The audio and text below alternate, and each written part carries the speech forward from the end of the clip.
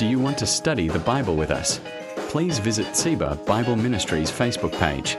We are also available on WhatsApp. Dial +266 5990 0806.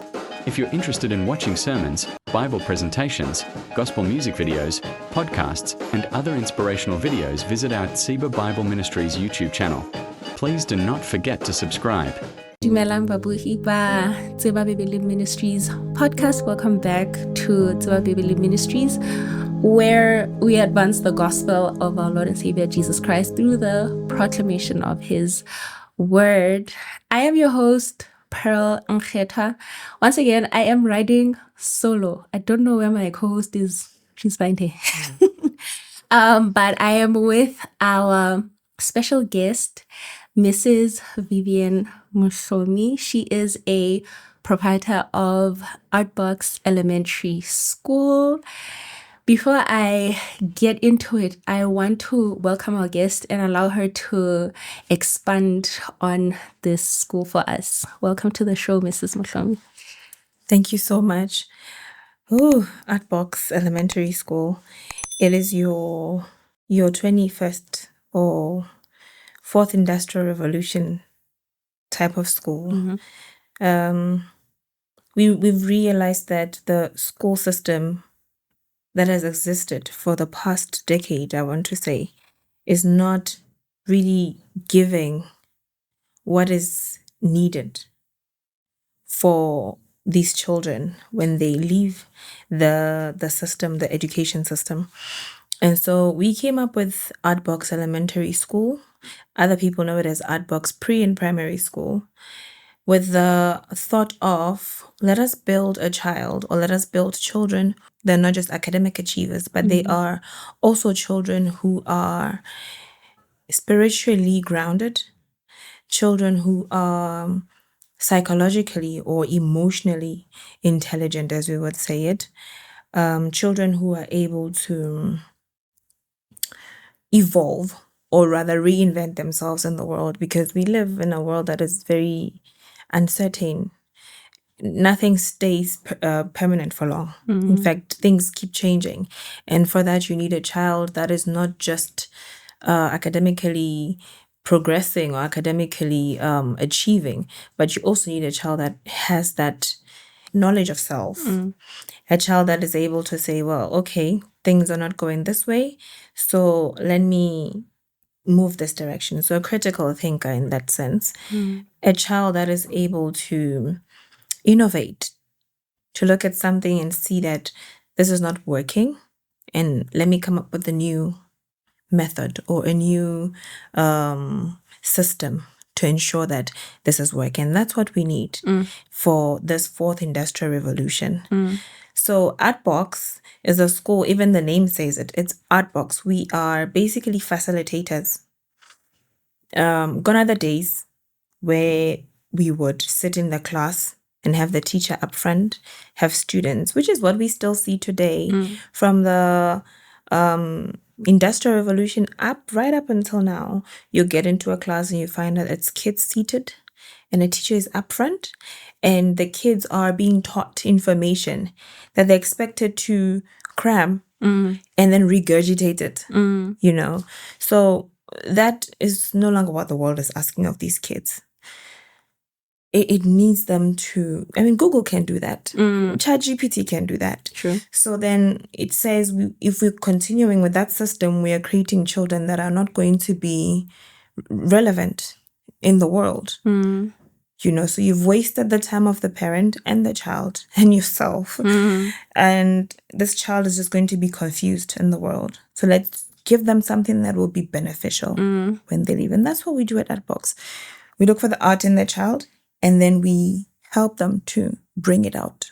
And you cannot do that without having some form of emotional or psychological or neuroscientific knowledge. Yes, so that's pretty much what we do at Artbox. Of course, with academics, we use a very solid academic system. We use the International Cambridge curriculum, but we want a whole child. We don't want just a an academic child who's going to struggle in the world when they have challenges. We don't want a child that is only spiritually grounded who's going to struggle with academic challenges in the world. So that's what we basically do with our kids. Sounds very fascinating. As you've already mentioned, the name already implies this is a creative platform of sorts. You mentioned, in the old system, education, the teacher stands in front of the kids. What is the structure of Artbox? My mind is going crazy. As an artist, I'm thinking of just like people seated in a circle with like notebooks and colors and just like going wild with their creativity. Okay, so at Artbox, we still have a system of a teacher being in front, but it's not always the case.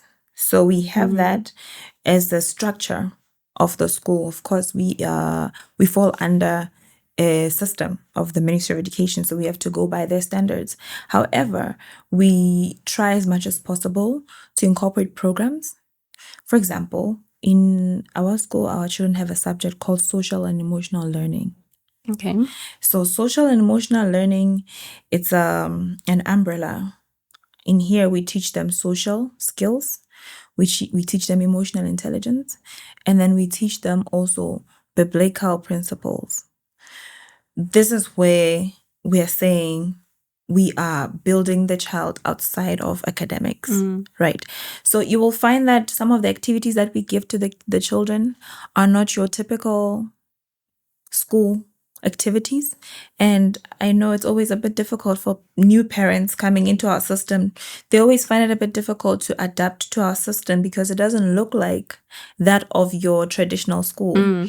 You'll mostly find our teachers playing with the kids, dancing with the kids, not acting the way professional teachers would act with the kids, mainly because we want the children to connect with us, because that is what kids need, connection.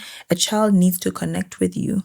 Once you've connected with them emotionally, once you've connected with them and made their nervous systems calm down, they're regulated. And that mindset for a child is like a sponge.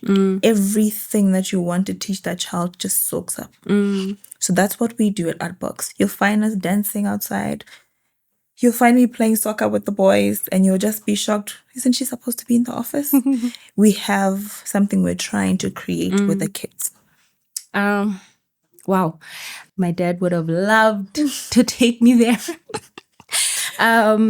Please tell us more about your passion for this sort of education, also, how has education shifted, or maybe the vision that you want education, where you want it to shift from? You've already highlighted a bit, but more so on your passion for this sort of education. Well, education currently, for me, it's not meeting the needs of our kids. Okay. We are still producing that batch production of, and even though we've seen the results of it, we're still going down the same line. Yes, it's true. We live in a time of, fourth industry came along with AI. It came with automation. It came with digital everything.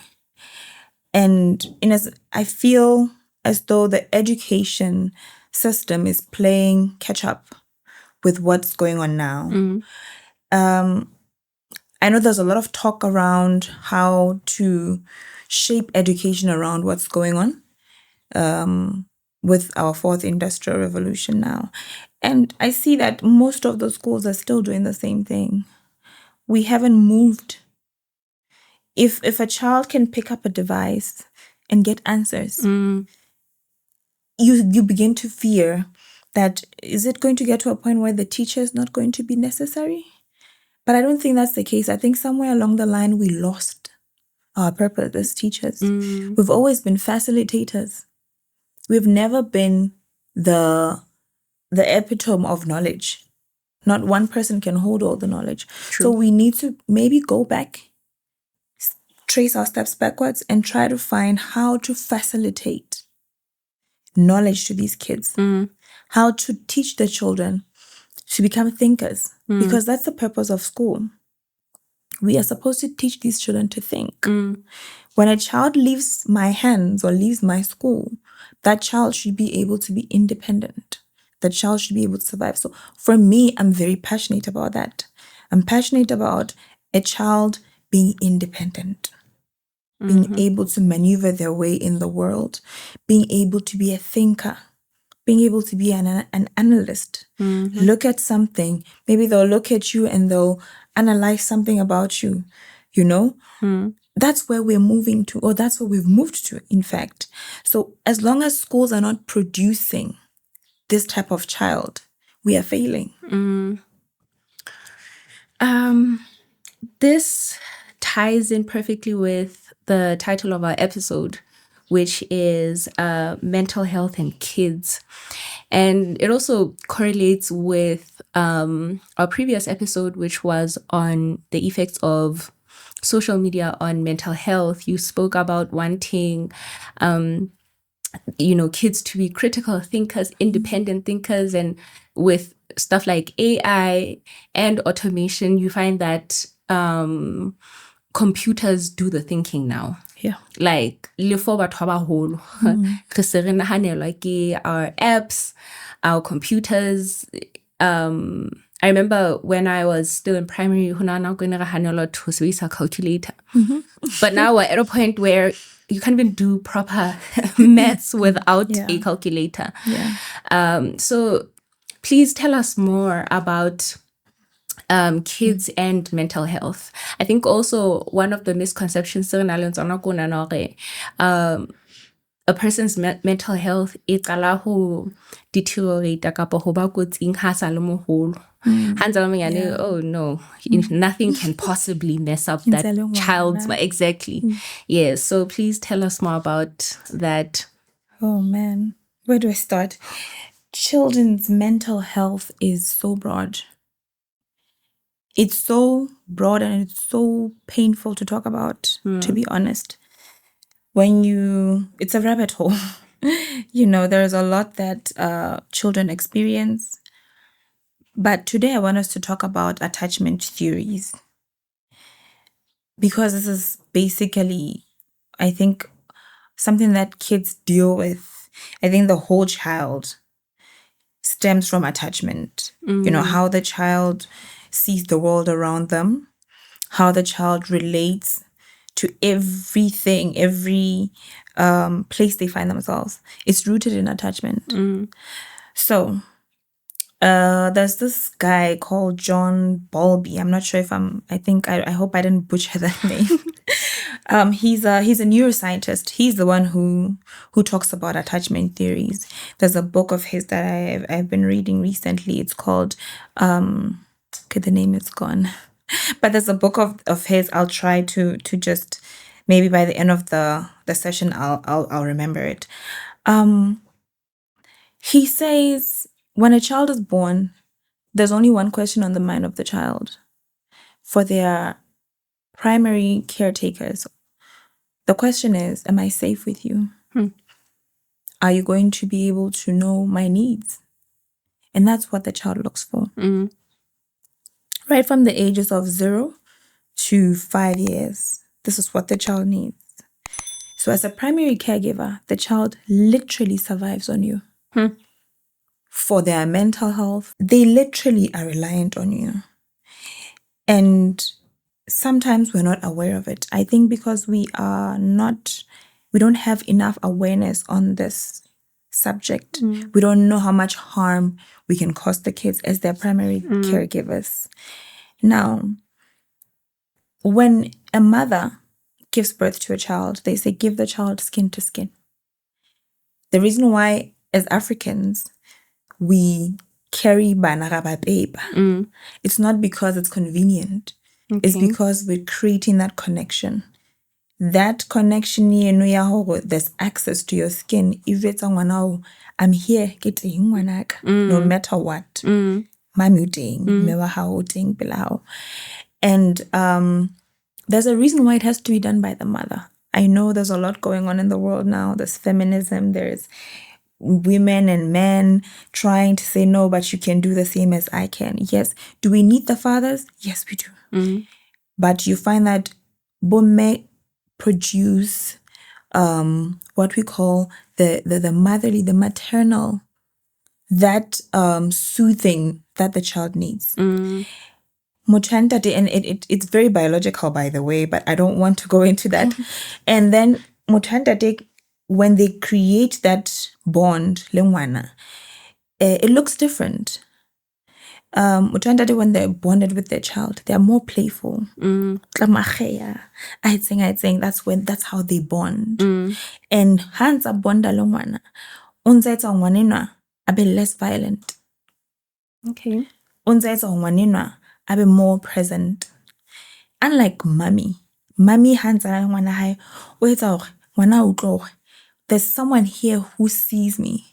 There's someone here who has me, no matter what. So it's a different feeling for the child. That's why you'll find hore in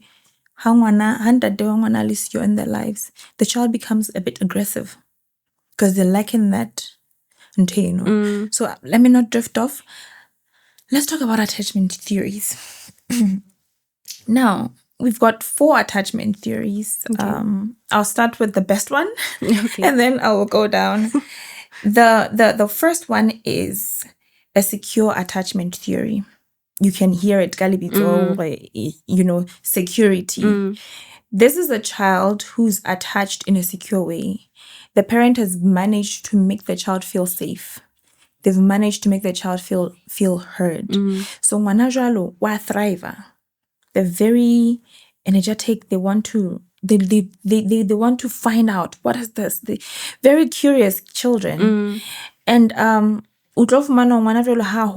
they become very bright. These are the children that we say, or the adults that we say, because of that kind of attachment. They grew up with that, and it gave them security. Then we've got an avoidant attachment style. This child is avoidant. You say, when you're strong, at a young age, you feel like,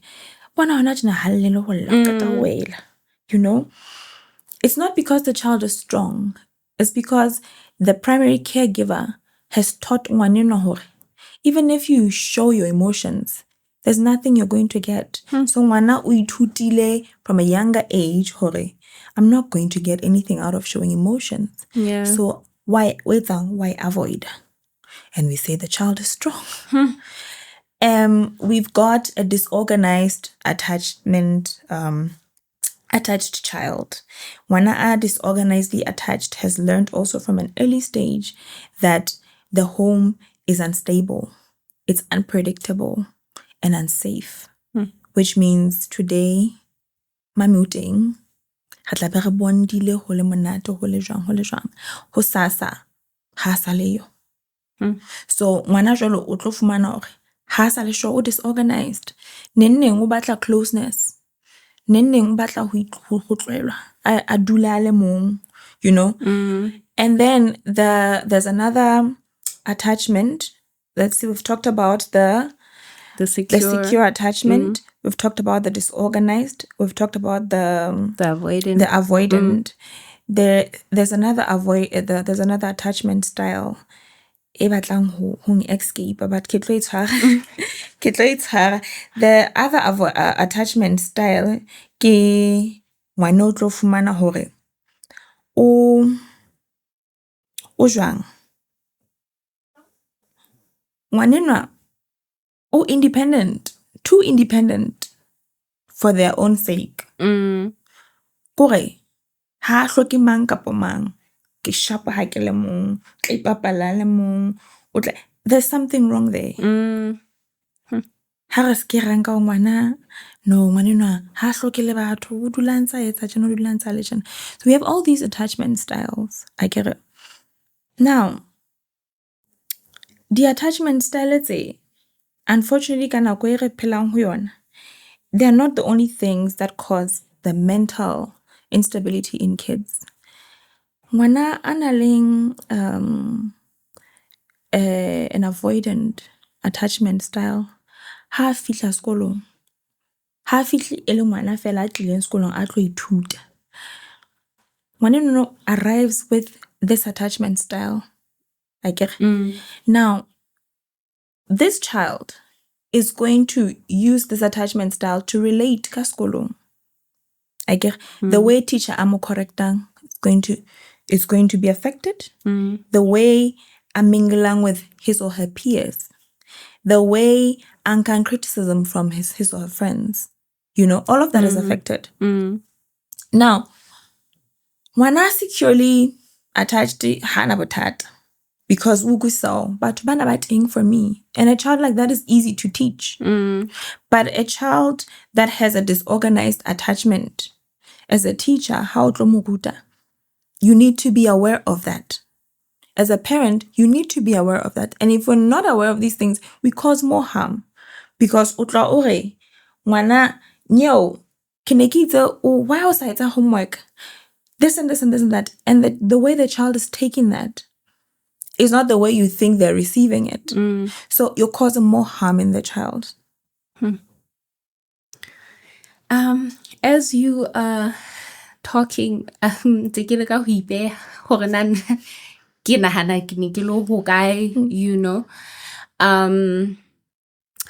introverted, but oftentimes my teachers would think I am avoidant. Well, not avoidant because I'm emotional, but I don't socialize with other kids, How do we then make a distinction between personality, we're extroverted or introverted, attachment style, leading, because also I'm thinking, I don't think I'm secure because some traits take the bontang as an adult, let's take the as a child would indicate otherwise. So how do you then draw that distinction? Okay, before I answer your question, there's that attachment style in escaper, which is the anxious attachment style. But bana anxiety. Wana na anxiety. Udula batla reassurance, from the parents. Very clingy type of child who's not able to soothe themselves without the parent being present. Now, wana velo skolo, you know how they cover up? Kaskolong, give the class clown. Okay. Give the class clown. Give those ones that are a bit disruptive because they're covering up anxiety, So, when we talk about mental health, young one, it's a broad topic because we also have, just like you've mentioned, we also have the 𝗕𝗜𝗕𝗟𝗘𝗦, right? Now, unfortunately for that, you're not going to see it at a younger age. This is the character, young one, he or she's a sanguine, he or she is I know that the people who specialize in that area know those different types of characters more.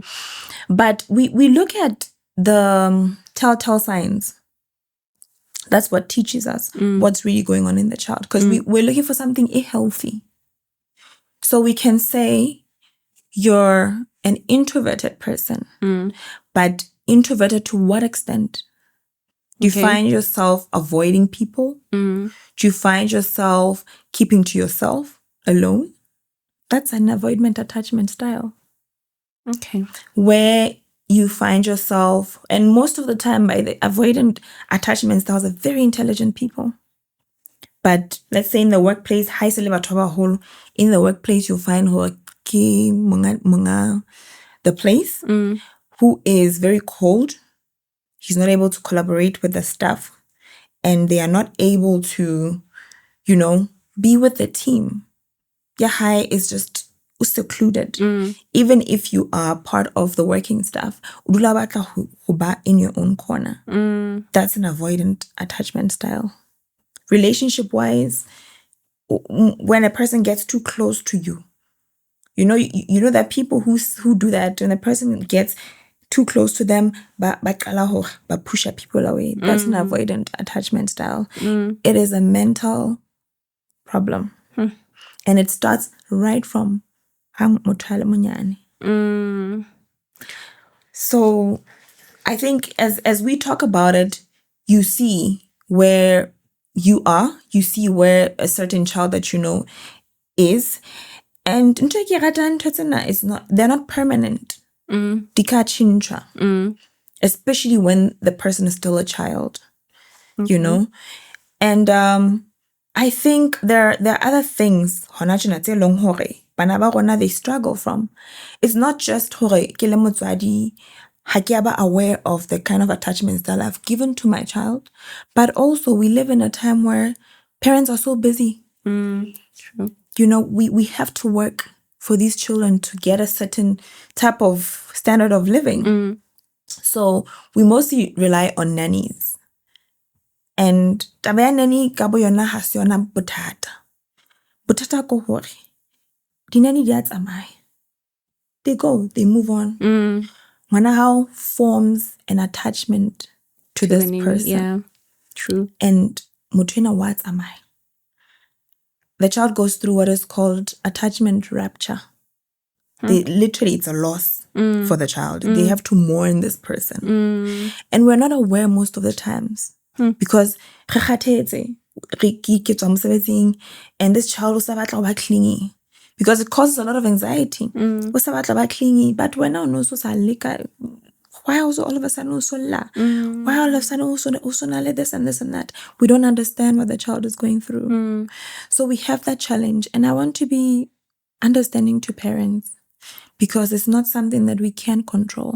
But it's a truth that we have to come to terms with, because it's happening in our homes. And I always say, for a parent, if it's possible for you, the children need us to give them quantity time and quality time. And if you're not able to give them quantity time, try your best to give them quality time. 20 minutes a day, 30 minutes, sit down with your child. Put off your phone, put it away. Don't pay attention to anyone else in the house. It's you and your child. If it's a toddler, sit down on the floor with them, play with them, have eye contact with the child. Let the child know that you're present, you're with them. That is enough for the child, you know. And there's another thing that we like doing, this thing. Yeah. This thing is very dangerous for kids. And we resort to it more than we would like to accept. The child cries for attention, and I throw the phone or the tablet or the TV on. Yeah. And I feel I've solved it. I'm not addressing the issue. Children need connection. The child needs to feel that, okay, I had this problem, and I feel unsoothed. Keep soothed. Yeah. Dad keep soothed. The tablet or the phone has no feelings. So what are we creating here in the child? We're going to have a child that has no empathy. Yeah. A child that cannot connect in any way socially with people. They delay socially. And a child that prefers to be secluded. Avoidance. We're creating avoidance. And we are going to reap these things from these children. Yeah, true. People say my 2000 are nonchalant. I don't think they're nonchalant because they want to be nonchalant. I think it's how they were raised. They are just a little less connected than people who came before them, because of the style, the parenting style that parents adopted. So it's very, very crucial. It's very, very serious. You have addressed the question how do these children end up with these various attachment styles? And going to the extremes, thinking about abuse and stuff, Yeah. But at the same time, I do this thing where I put myself in what someone is saying, so I relate. I'm thinking about myself and I'm like, I don't think I was abused. But I do know that I grew up with nannies, and I think I did experience that attachment rupture, even though I didn't know that's what was happening, and it created a thing in me, how to develop attachment to people, meaningful relationships with people. I try to control them as much as possible, and if I feel like I freak out. Yeah. So I am now fully understanding these attachment styles. My question now is then, how do you spoke about especially how are they changed, and also in the event because as you mentioned, I can't really blame my parents. Yeah. They did what they did for me to have the lifestyle that I have. Then how do we change it now? Yes. Okay, well, now there's something it's important to emphasize. Bana habana language ya ho vetsa motswadi wa, I'm anxious. I don't feel emotionally hurt. I'm going through this and that. So normally o tla bona ka di behavior tsa bona. Usale anxious, usale violent nyana. Usala ka pele nyana, usala le dintho tse nyenyana ngwana usala. Usale bad moody, usatutse nyana. Those are all signs to show that something is not right with your child. That is communication. So batswadi re tlamo re mamele body language ya bana ba bona, because they don't have the language. It's very crucial. Just like you're saying, you didn't know what you were going through, but you felt So I urge parents to really, really be present to the changes that banteng baneng. Well, unza hola, kya hola unza ipumana, haona ntho e jwalo. Yeah. A negative sign in a child is screaming something needs to be addressed. Right? So, moving on, how so because now we're saying you are, for example, someone who's anxious, attached to musebetsing, they overdo the work. They overwork. If we try you should check what's going on with you. Just sit down with yourself. Normally, people like that are anxiously attached and they want reassurance from maybe the boss or from the workmate. So they overdo. From friendships, they overdo things. They go even against what their core wants just to impress bahots. Yeah. And how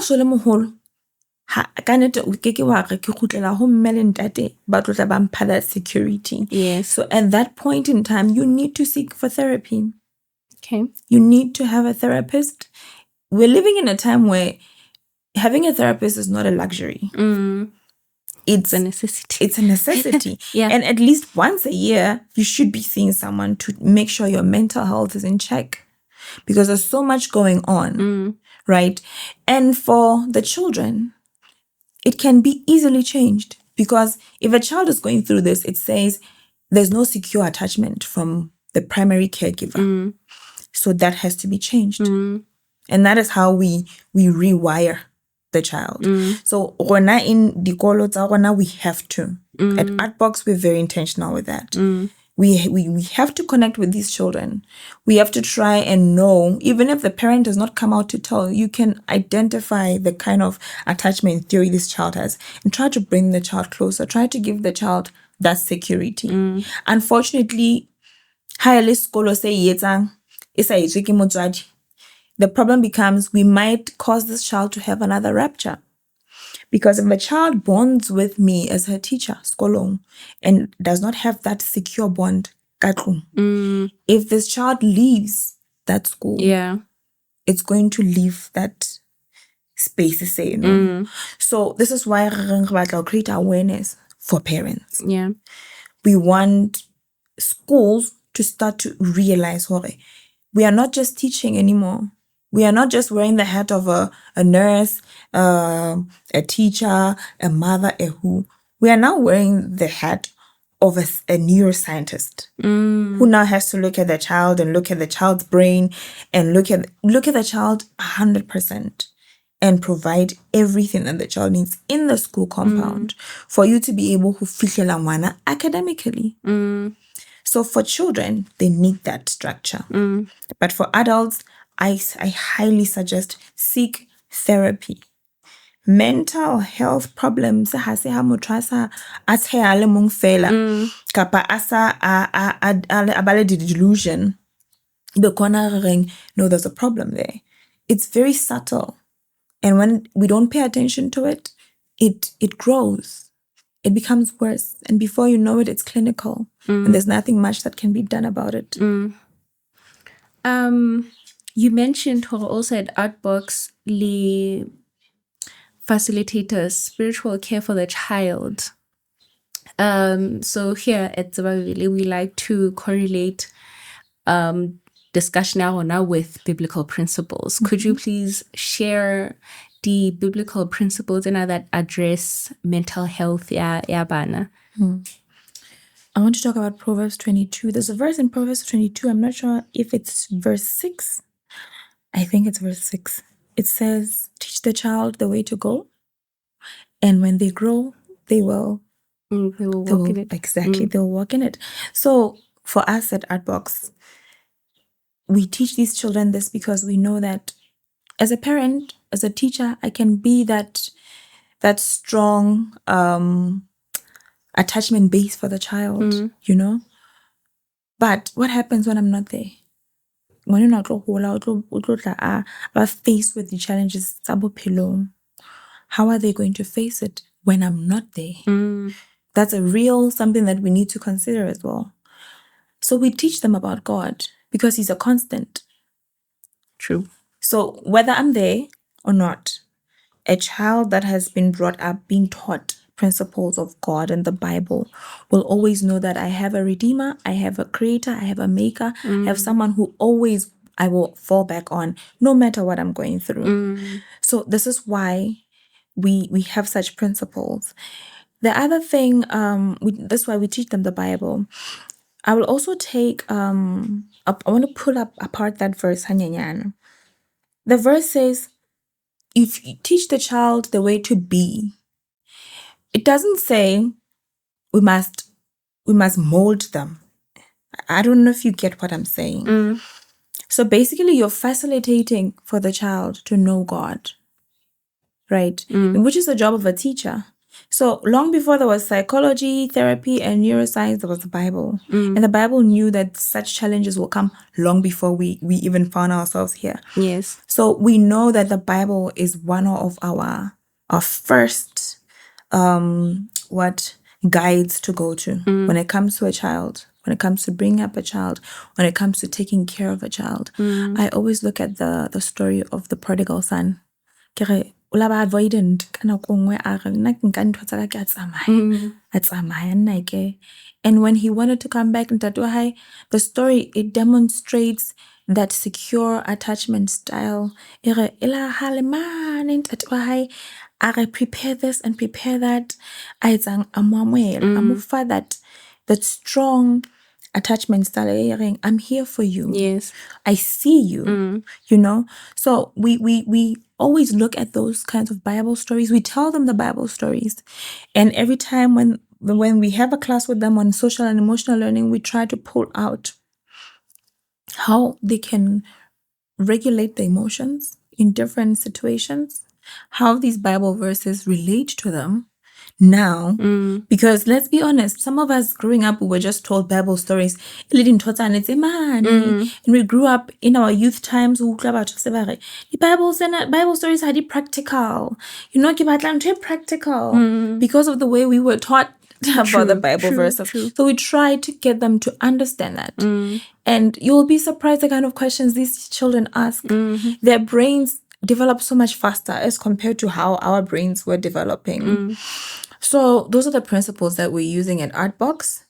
And I wish I could have come with one of my kids and you would have seen how I always say ba papa bana ba ka but ke rata bo papa ba wana because it's beautiful. It's beautiful. They're confident kids and they are very loving kids. You know, from baba nyanyana ho fihlela bana ba baholo, you find them playing together and you'll be surprised. Oh, what's going on here? You know. So we're just trying to create a home for kids where le ha be ngwana matsang hona le some sort of a challenge ha fihla sekolong e be a very comfortable environment, e be a very accepting environment for the child. As you're speaking, I'm reminded maobane ha ntse re ruta an adventurous class and we call the counselors aunties. So one auntie, after reading the book, 1 Samuel chapter 3, where God speaks to Samuel as a child, and she's trying to explain what that could sound like, and she's like, you know, as adults we say, you have a voice that tells you to do good and a voice that tells you to do bad, and then the kids are have they had this experience and they're talking juice in a glass, and then the voice was like, no, you're gonna break this glass, use a plastic cup. And as they're answering, I'm realizing from young ages. You know, it's these types of discussions or how facilitator this form of learning to someone to bring out that experience into reality. You know, God really does speak to me. You know, but as you've mentioned with education, we realize oh, God has always been speaking. Before we continue with our discussion, we're just going to go for a short ad break. Hey everyone, are you single and dreaming about a financially secure future with your partner? Or are you married and trying to navigate money conversations with your spouse? One of the biggest topics for any couple, new or old, is money. How do you talk about it? How do you plan your financial future together without the stress? It can be tough, but what if I told you it doesn't have to be? 𝗕𝗑𝗕𝗕 Bible Ministries is hosting a special marriage and finance seminar designed for both singles and married couples. It's your chance to learn practical strategies for financial unity and success in your relationship. Mark your calendars for March 28, 2026. This is an investment in your future happiness. Our venue is IBC College, Sea Point, Massachusetts.